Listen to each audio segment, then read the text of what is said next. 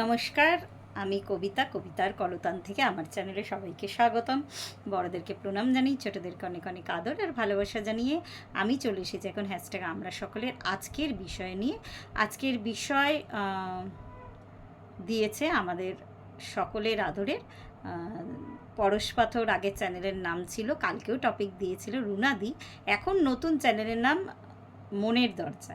তো রুনাদির আজকের বিষয় হচ্ছে আমরা খাওয়ার জন্য বাঁচি না বাঁচার জন্য খাই। খুব সুন্দর একটা কথা, আমরা বেশ শুনে আসছি অনেক দিন ধরে এই কথাটা। আমি এটা নিয়ে অনেকবার এর আগে ভেবেও ছিলাম, মানে এই কথাগুলো যখন ওঠে খেতে ভালোবাসি বা কিছু, তো এই কথাটা প্রায়শই তার সাথে সাথে ওঠে। এবার আমি বলবো যে দুটোই দুটোই হ্যাঁ, আমরা সাধারণ মানুষ যখন মানে আমি আমার জীবনের কথাটা নিয়েই বলবো বেশি। একদম ছোটোবেলায় না আমি খুব একটা কিছু খেতে চাইতাম না, মানে একদম ছোটোবেলায় বেশ বড় বয়স অবধি, মানে বেশ কলেজে পড়ি তখনও না, মানে বেশ যে এটা খেতে হবে, এটা খেতে ভীষণ ইচ্ছা করছে সেটা আমার ছিল না। কিন্তু একটা পার্টিকুলার টাইমে আমার সেই ইচ্ছাটা হতো। মানে আমি এমনি বেঁচে থাকতে হবে বলে খেতাম, সোজা কথা।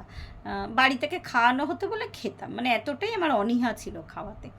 কিন্তু আমার যখন অনেক জ্বর হতো, এটা আমি আগেও শেয়ার করেছি, আমি বেশ মানে ছোটোবেলা থেকে প্রায়শই জ্বরে ভুগতাম, প্রায়শই। আর মানে জ্বর মানে বেশ টেম্পারেচার আর কি, 104-5 আমার কাছে কোনো ব্যাপার ছিল না। তো এইরকম আমার ছেলেরও পরবর্তী সময় এই ব্যাপারটাই আর কি ওর মধ্যেও এসছে।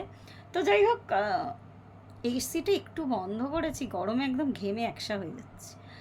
তো যাই হোক না কেন, তো ওই টাইমটা আমার যখন জ্বর আসতো, আমাদের রাসবিহারী, মানে আমি যেখানে থাকতাম ওই অঞ্চলে না কিছু স্ন্যাক্স বার আছে, আর বাচ্চান ধাবা আছে। যারা ওই অঞ্চলের মানুষ, বাচ্চান ধাবা অনেক পুরনো, আমরা ছোটোবেলা থেকেই দেখে আসছি।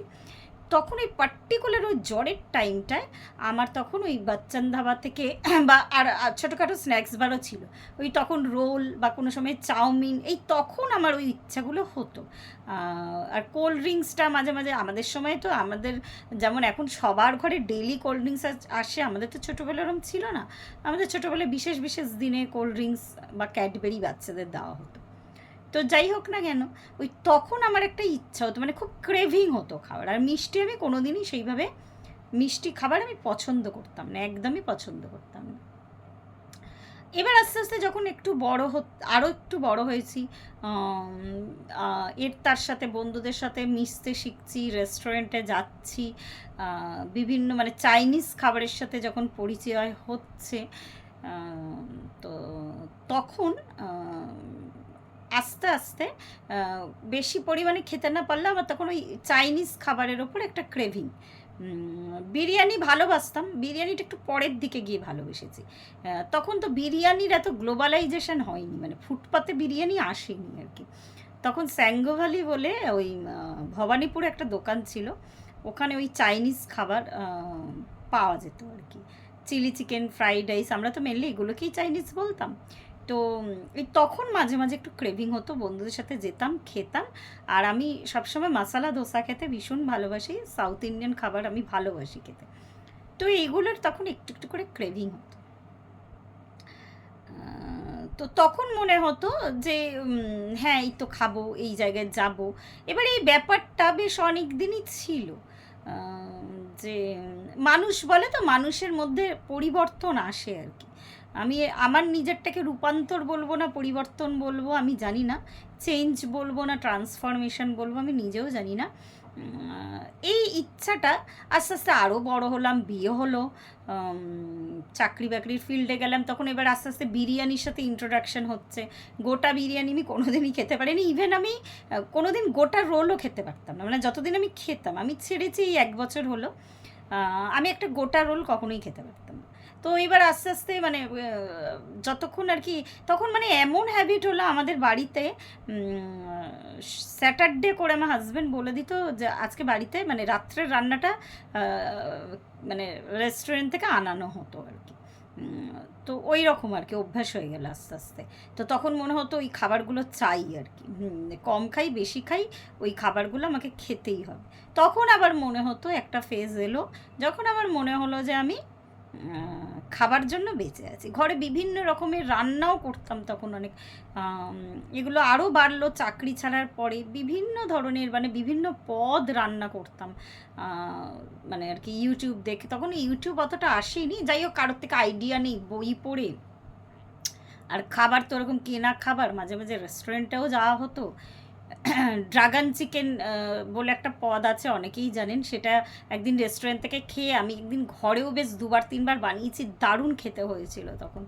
তো ওই মানে আমার মধ্যেই চেঞ্জেসগুলো আসে, আমি দেখেছি এটা সব মানুষের মধ্যেই হয়তো। তো এখন অনেকটাই বয়সের দিকে গেছি বলে কিনা জানি না, তো হঠাৎ করেই একদিন দেখলাম যে এই গল্পটা আগে আমি শেয়ার করেছিলাম যে আমি না ননভেজ খাবার কিছু খেতে পাচ্ছি না, খেলে একটা গন্ধ, একটা ভেতর থেকে বমি ভাব এটা আসছে আমার মধ্যে। এটা বছর খানেক হয়েছে আর কি। তো দীঘায় গেলাম 1 বছর আগেকারই, ঠিক পাক্কা 1 বছর আগেকার কথা বলছি।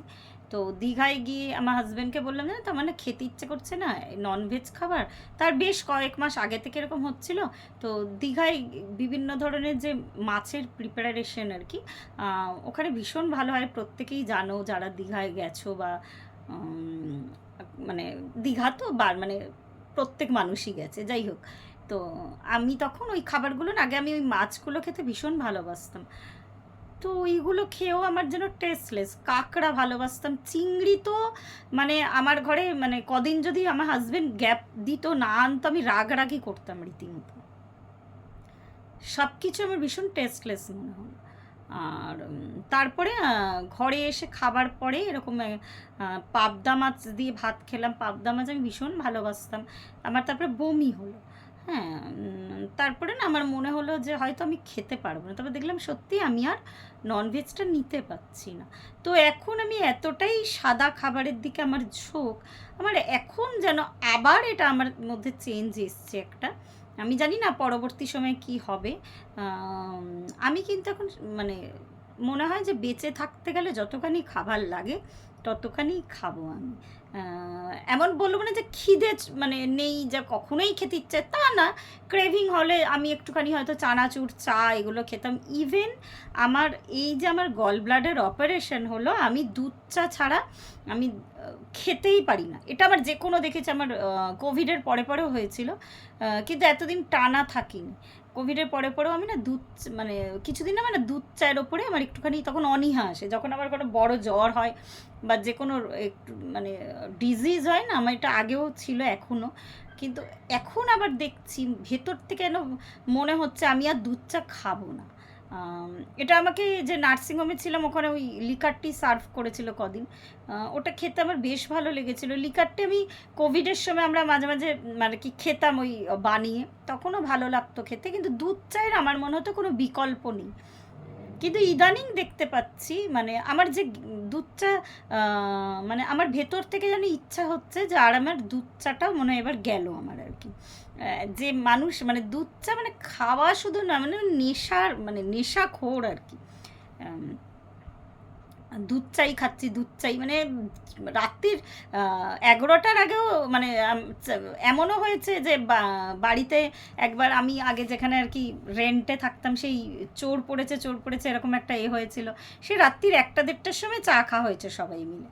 তো আমার চায়ে কোনো আপত্তি ছিল না, আগে বহুবার চা খেতাম।